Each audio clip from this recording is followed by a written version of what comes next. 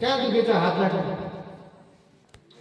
घुँडा दुख्ने बिरामी म तँलाई आइके गर्छु यहाँ तेरो अधिकार छ त्यो छोरी यसो ख्रिस्टको रगतको मोल तिले किनेको छोरी यो छोरीको शरीर पवित्र आत्माको मन्दिर हो तँलाई म अधिकार दिन्छु तँलाई म आज्ञा गर्दैछु यसो प्रभुको नाममा चङ्गाइ भएको घोषणा यसो प्रभुको नाममा पवित्र आत्माको शक्ति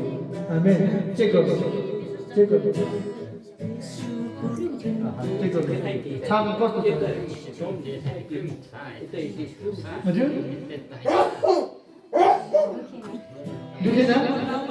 एक वचन चाहिँ काफी छैन यसो ख्रिस्टको नाममा हटी